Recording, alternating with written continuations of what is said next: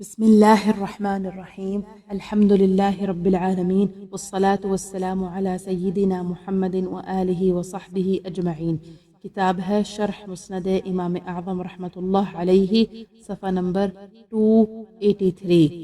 باب اذا انکسفت الشمس، سورج گرہن کا بیان. حدیث نمبر 166. ابو حنیفة عن حماد عن إبراهيم عن علقمة عن عبد الله قال: انكسفت الشمس يوم مات إبراهيم ابن رسول الله صلى الله عليه وسلم، فقام رسول الله صلى الله عليه وسلم فخطب فقال: إن الشمس والقمر آيتان من آيات الله لا تنكسفان لموت أحد ولا لحياته، فإذا رأيتم ذلك فصلوا وأحمدوا الله وكبروه وسبحوه حتى ينجلي أيهما انكسف. ثم نزل رسول الله صلى الله عليه وسلم وصلى ركعتين. حضرت عبداللہ رضی اللہ عنہ سے مروی ہے، فرماتے ہیں کہ حضرت ابراہیم رسول اللہ صلی اللہ علیہ وسلم کے صاحبزادے کی وفات کے دن سورج کو گرہن لگا تو رسول اللہ صلی اللہ علیہ وسلم نے کھڑے ہو کر خطبہ ارشاد فرمایا: سورج اور چاند اللہ کی نشانیوں میں سے ہیں، کسی کی موت یا حیات کی وجہ سے ان کو گرہن نہیں لگتا، بس جب تم ایسا دیکھو تو نماز ادا کرو، حمد کبریائی اور اللہ تعالیٰ کی پاکی بیان کرو حتیٰ کہ ان دونوں میں سے جس کو گرہن لگا ہے ختم ہو جائے۔ پھر رسول اللہ صلی اللہ علیہ وسلم نیچے تشریف لائے اور 2 رکعت نماز ادا کی۔ حدیث کی شرح، یعنی جس دن نبی اکرم صلی اللہ علیہ وسلم کے صاحبزادے حضرت سیدنا ابراہیم رضی اللہ تعالی عنہ کی وفات ہوئی، اس دن سورج گرہن لگ گیا۔ حضرت ابراہیم رضی اللہ تعالی عنہ نبی اکرم صلی اللہ علیہ وسلم کی ایک باندھی حضرت ماریہ قبطیہ رضی اللہ تعالی عنہا کے بطن اقدس سے پیدا ہوئے۔ زمانہ جاہلیت کا یہ بھی ایک نظریہ تھا کہ جب کوئی عظیم ہستی پیدا ہوتی ہے یا فوت ہوتی ہے تو سورج گرہن لگ جاتا ہے، تو نبی اکرم صلی اللہ علیہ وسلم کھڑے ہوئے اور خطبہ دیا: سورج اور چاند اللہ تعالیٰ کی عظیم نشانیاں ہیں، جیسا کہ خود اللہ تعالیٰ ارشاد فرماتا ہے کہ سورج اور چاند 2 نشانیاں ہیں، ان کو کسی کی موت یا حیات سے گرہن نہیں لگتا۔ کسوف اور خسوف مطلقاً دونوں پر بولا جاتا ہے، مگر کسوف سورج کے لیے اور خسوف چاند کے لیے استعمال ہوتا ہے، جیسا کہ اللہ تعالیٰ فرماتا ہے: وَخَسَفَ الْقَمَرُ۔ جب تم یہ دیکھو یعنی سورج یا چاند گرہن دیکھو تو نماز پڑھو، اللہ کی حمد کرو اور اس کی تسبیح و تکبیر کہو یہاں تک کہ سورج روشن ہو جائے۔ یعنی سنت کے مطابق جمعہ کے امام کے ساتھ کسوف میں نماز پڑھو اور خسوف میں اکیلے اکیلے نماز پڑھو۔ حضرت عبداللہ بن عمرو بن عاص فرماتے ہیں، نبی اکرم صلی اللہ علیہ وسلم کے زمانے میں سورج کو گرہن لگ گیا تو آپ صلی اللہ علیہ وسلم نے ابھی 2 ہی رکعتیں پڑھائی تھیں کہ سورج گرہن ختم ہو گیا، اور ہر رکعت میں آپ صلی اللہ علیہ وسلم نے 1 رکوع کیا۔ اور ابن حبان نے روایت کیا ہے کہ نبی اکرم صلی اللہ علیہ وسلم نے سورج اور چاند گرہن میں ایسے 2 رکعتیں پڑھیں جیسے تم نماز پڑھتے ہو، یعنی ہر رکعت میں 1 رکوع کیا۔ ہم نے اس بارے میں حرز الثمین لشرح الحسن الحسین میں کافی بسط کے ساتھ کلام کیا ہے۔ حاشیہ میں ذکر ہے شرح الملا علی القاری رحمۃ اللہ تعالی علیہ علی مسند الامام الاعظم، صفحہ نمبر 41۔ یہ کتاب PATF اسلامک انفو کی جانب سے پیش کی جا رہی ہے۔ حدیث نمبر 167. ابو حنیفة عن عطاء عن أبيه عن ابن عمر قال: انكسفت الشمس يوم مات إبراهيم بن رسول الله صلى الله عليه وسلم، فقال الناس: انكسفت الشمس لموت إبراهيم، فقام النبي صلى الله عليه وسلم قياما طويلا حتى ظنوا أنه لا يركع، ثم ركع فكان ركوعه قدر قيامه، ثم رفع رأسه فكان قيامه قدر ركوعه، ثم سجد قدر قيامه ثم جلس فكان جلوسه بين السجدتين قدر سجوده ثم سجد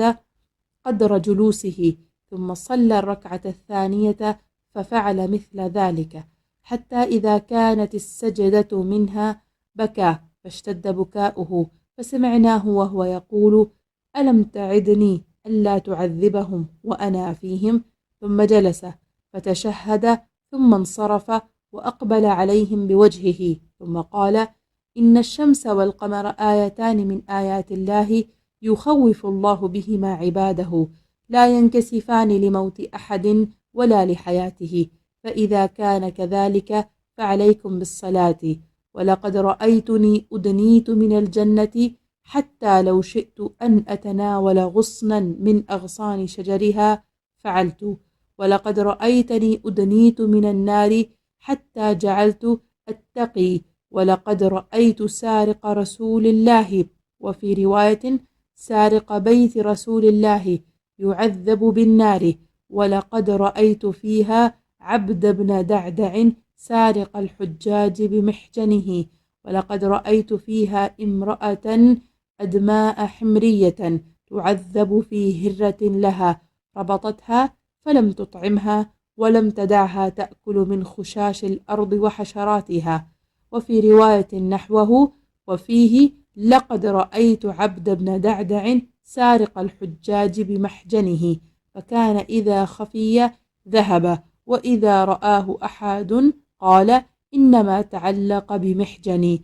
وفي رواية كان إذا خفي له شيء ذهب به وإذا ظهر عليه قال انما تعلق بمحجنی۔ حضرت عبداللہ ابن عمرو رضی اللہ تعالی عنہ سے مروی ہے کہ نبی کریم صلی اللہ علیہ وسلم کے بیٹے حضرت ابراہیم رضی اللہ عنہ کی وفات کے دن سورج گرہن ہوا۔ لوگ کہنے لگے کہ حضرت ابراہیم کی وفات کی وجہ سے سورج گرہن ہوا ہے، تو نبی کریم صلی اللہ علیہ وآلہ وسلم نماز کے لیے کھڑے ہوئے۔ آپ صلی اللہ علیہ وسلم نے اتنا طویل قیام کیا کہ ہمیں خیال ہونے لگا کہ شاید نبی کریم صلی اللہ علیہ وسلم رکوع نہیں کریں گے، پھر یعنی رکوع اتنا طویل کیا جیسا کہ آپ کا قیام تھا، پھر رکوع سے سر اٹھایا تو آپ کا قیام آپ کے رکوع کے مثل طویل تھا، پھر قیام کے مقدار سجدہ ادا کیا، پھر آپ نے 2 سجدوں کے درمیان جلسہ کو بھی رکوع کے مقدار طویل کیا، پھر آپ صلی اللہ علیہ وسلم نے دوسرا سجدہ ادا کیا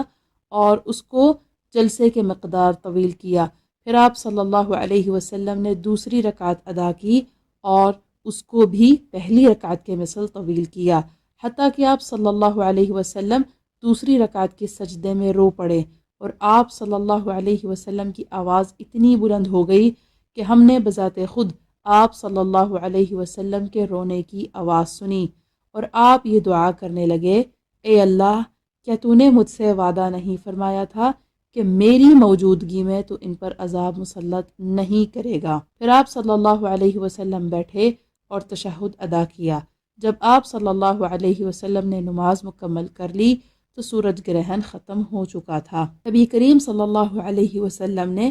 لوگوں کی طرف متوجہ ہو کر فرمایا، لوگوں،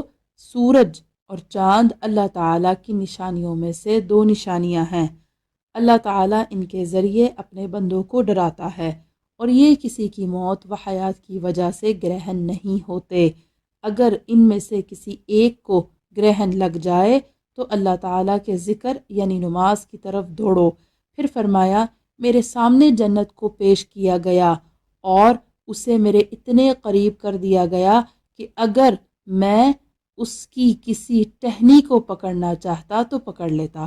اسی طرح جہنم کو میرے سامنے پیش کیا گیا اور اسے میرے اتنا قریب کر دیا گیا کہ میں اسے بجھانے لگا اس خوف سے کہ کہیں وہ تم پر نہ آ پڑے، اور میں نے وہاں یعنی جہنم میں اللہ تعالیٰ کے رسول کی کوئی چیز چوری کرنے والے کو دیکھا، اور ایک روایت میں ہے میں نے اللہ کے رسول کے گھر میں چوری کرنے والے کو دیکھا جسے آگ کا عذاب دیا جا رہا تھا، اور میں نے وہاں حجاج کی اشیاء کو بھی اپنی لاٹھی کے ذریعے چوری کرنے والے عبد بن دعدع کو بھی دیکھا، اور میں نے یعنی جہنم میں قبیلہ حمیر کی ایک عورت کو دیکھا جو سیاہ رنگت کی تھی اور بلی کی مالکہ تھی۔ اسے اس کی ایک بلی کی وجہ سے عذاب دیا جا رہا تھا جسے اس نے باندھ رکھا تھا، نہ خود کھلایا پلایا اور نہ اسے چھوڑا کہ وہ خود ہی زمین کے کیڑے مکوڑے کھا لیتی۔ وہ عورت جب بھی آگے بڑھتی تو جہنم میں اسے ڈسا جاتا۔ اور ایک روایت میں اسی کی مثل ہے لیکن اس میں یہ زائد ہے، اور میں نے وہاں حجاج کی اشیاء کو اپنی لاٹھی کے ذریعے چوری کرنے والے عبد بن دعدع کو بھی دیکھا۔ جب حاجیوں کو پتہ نہ چلتا تو لے جاتا، اور جب حاجیوں کو پتہ چلتا تو کہتا میں نے اسے چرایا تھوڑی ہے، یہ چیز تو میری لاٹھی کے ساتھ چپک کر آ گئی تھی۔ صحیح ابن حبان کی روایت میں اس کا انجام یہ بیان کیا گیا، نیز میں نے وہاں بنو دعدع کے ایک آدمی کو بھی دیکھا جس نے نبی کریم صلی اللہ علیہ وسلم کی 2 اونٹنیاں چرائی تھیں۔ اس شخص کو 2 کناروں والے 2 ڈنڈیوں سے آگ میں ڈالا جا رہا تھا، اور میں نے لاٹھی والے کو بھی دیکھا جو جہنم میں اپنی لاٹھی سے ٹیک لگائے ہوئے تھا۔ حدیث کی شرح، یہ حدیث ما قبل کے ہم معنی ہے سوائے چند الفاظ کے جن کی شرح ہم یہاں کر دیتے ہیں۔ نبی اکرم صلی اللہ علیہ وسلم نے فرمایا کہ مجھے جنت کے قریب کیا گیا، اگر میں چاہتا تو جنت کی ٹہنیوں سے ٹہنی کو چھو لیتا۔ یہاں سے معلوم ہوا کہ نبی اکرم صلی اللہ علیہ وسلم کا ہاتھ مبارک زمین پر کھڑا ہو کر جنت میں پہنچ جاتا ہے تو نظر کہاں تک جاتی ہوگی، کیونکہ ہمارا ہاتھ زیادہ سے زیادہ 8-9 فٹ تک جاتا ہے اور ہماری نظر کئی کلومیٹر تک جاتی ہے۔ تو جس ہستی کا دست مبارک جنت میں جو کہ 7 آسمانوں کے اوپر پہنچ جاتا ہے، اور اس کی نگاہ کیا اپنی امت پر نہیں پڑے گی؟ کیا وہ ہستی امت کے اعمال سے بے خبر رہے گی؟ جو تیری سمجھ میں نہ آ سکا تو تیری سمجھ کا قصور ہے۔ فقہی مسائل۔ سورج گہن کی نماز سنت مؤکدہ ہے اور چاند گہن کی مستحب۔ سورج گہن کی نماز جماعت سے پڑھنی مستحب ہے اور تنہا بھی ہو سکتی ہے، اور جماعت سے پڑھی جائے تو خطبہ کے سوا تمام شرائط جمعہ اس کے لیے شرائط ہیں۔ وہی شرط اس کی جماعت قائم کر سکتا ہے جو جمعہ کی کر سکتا ہے، وہ نہ ہو تو تنہا پڑھیں گھر میں یا مسجد میں۔ حاشیے میں ذکر ہے الدر المختار ورد المحتار، کتاب الصلاح، باب الکسوف، جلد نمبر 3، صفحہ نمبر 77 تا صفحہ نمبر 80۔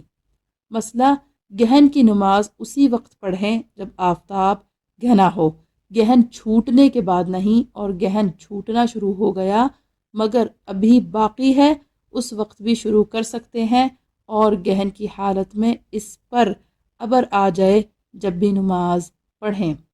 مسئلہ، ایسے وقت گہن لگا کہ اس وقت نماز ممنوع ہے تو نماز نہ پڑھیں بلکہ دعا میں مشغول رہیں، اور اسی حالت میں ڈوب جائے تو دعا ختم کر دیں اور مغرب کی نماز پڑھیں۔ حاشیہ میں ذکر ہے الدر المختار ورد المحتار، کتاب الصلاح، باب الکسوف، جلد نمبر 3، صفحہ نمبر 78۔ مسئلہ، یہ نماز اور نوافل کی طرح 2 رکعت پڑھیں، یعنی ہر رکعت میں 1 رکوع اور 2 سجدے کریں، نہ اس میں اذان ہے نہ اقامت، نہ بلند آواز سے قرأت، اور نماز کے بعد دعا کریں یہاں تک کہ آفتاب کھل جائے، اور 2 رکعت سے زیادہ بھی پڑھ سکتے ہیں، خواہ 2 رکعت پڑھ کر سلام کریں یا 4 رکعت۔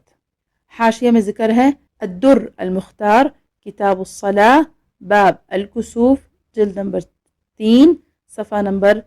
79 وغیرہ۔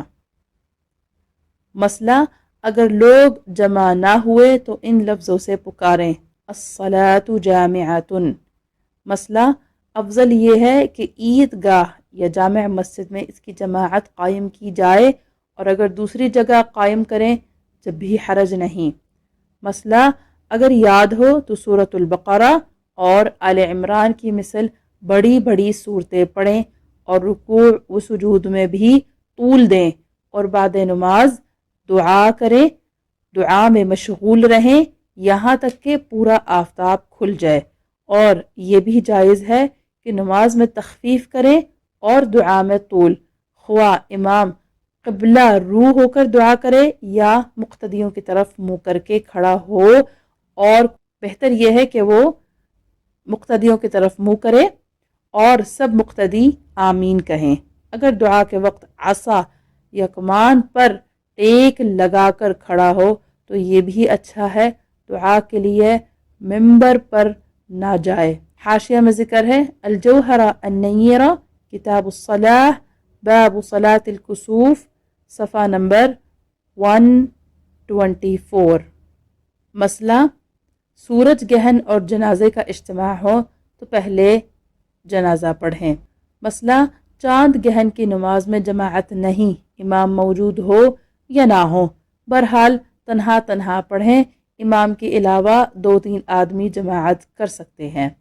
مسئلہ تیز آندھی آئے یا دن میں سخت تاریکی چھا جائے یا رات میں خوفناک روشنی ہو یا لگاتار کثرت سے میںہ برسے یا بکثرت اولے پڑیں یا آسمان سرخ ہو جائے یا بجلیاں گریں یا بکثرت تارے ٹوٹیں یا طاعون وغیرہ وبا پھیلے یا زلزلے آئیں یا دشمن کا خوف ہو یا اور کوئی دہشت ناک امر پایا جائے، ان سب کے لیے 2 رکعت نماز مستحب ہے۔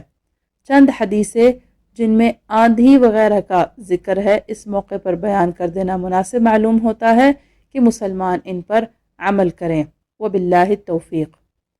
حدیث ام المؤمنین صدیقہ رضی اللہ تعالی عنہا سے صحیح بخاری و صحیح مسلم وغیرہما میں مروی فرماتی ہیں جب تیز ہوا چلتی تو حضور صلی اللہ تعالی علیہ وآلہ وسلم یہ دعا پڑھتے: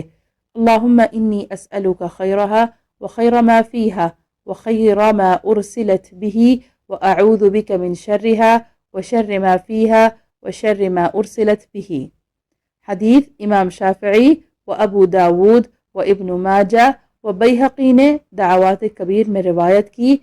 فرماتے ہیں رسول صلی اللہ علیہ وسلم ہوا اللہ تعالیٰ کی رحمت سے ہے، رحمت و عذاب لاتی ہے،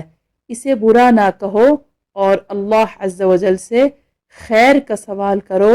اور اس کی شر سے پناہ مانگو۔ حاشیہ میں ذکر ہے مسند الامام الشافعی کتاب العیدین صفحہ نمبر 81۔ حدیث ترمذی میں عبداللہ بن عباس رضی اللہ تعالی عنہما سے مروی ہے کہ ایک شخص نے جو حضور صلی اللہ تعالی علیہ وآلہ وسلم کے سامنے ہوا پر لعنت بھیجی تو آپ نے فرمایا ہوا پر لعنت نہ بھیجو کہ وہ مأمور ہے، اور جو شخص کسی شے پر لعنت بھیجے اور وہ لعنت کی مستحق نہ ہو تو وہ لعنت اسی بھیجنے والے پر لوٹ آتی ہے۔ حاشیہ میں ذکر ہے جامع الترمذی ابواب البر والصلہ باب ما جاء فی اللعنہ، حدیث نمبر 1985، جلد نمبر 3 صفحہ نمبر 394۔ حدیث ابو داود، نسائی و ابن ماجہ و امام شافعی نے ام المؤمنین صدیقہ رضی اللہ تعالی عنہا سے روایت کی، کہتی ہیں جب آسمان پر ابر آتا تو حضور صلی اللہ علیہ وسلم کلام ترک فرما دیتے اور اس کی طرف متوجہ ہو کر یہ دعا پڑھتے: اللہم انی اعوذ بک من شر ما فیہ۔ اگر کھل جاتا حمد کرتے اور برستا تو یہ دعا پڑھتے: اللہم سقیا نافعا۔ حدیث امام ترمذی و احمد نے عبداللہ بن عمر رضی اللہ تعالی عنہما سے روایت کی کہ حضور صلی اللہ علیہ وسلم جب بادل کی گرج اور بجلی کی کڑک سنتے تو یہ کہتے: اللہم لا تقتلنا بغضبک ولا تہلکنا بعذابک وعافنا قبل ذلك۔ حدیث امام مالک نے عبداللہ ابن زبیر رضی اللہ تعالی عنہما سے روایت کی کہ حضور صلی اللہ تعالی علیہ وسلم جب بادل کی آواز سنتے تو کلام ترک فرما دیتے اور کہتے: سبحان الذی یسبح الرعد بحمدہ والملائکۃ من خیفتہ ان اللہ علی کل شیء قدیر۔ حدیث فرماتے ہیں جب بادل کی گرج سنو تو اللہ عز و جل کی تسبیح کرو، تکبیر نہ کہو۔ حاشیے میں ذکر ہے مراسیل ابی داود مع سنن ابی داود باب ما جاء فی المطر، صفحہ نمبر 20۔ یہاں تک انشاءاللہ تعالی ہمارا عنوان ختم ہوتا ہے۔ السلام علیکم ورحمۃ اللہ وبرکاتہ۔ آپ دیکھ رہے ہیں PATF Islamic info YouTube channel. مزید اسلامک ویڈیوز کے لیے ہمارا چینل سبسکرائب کریں۔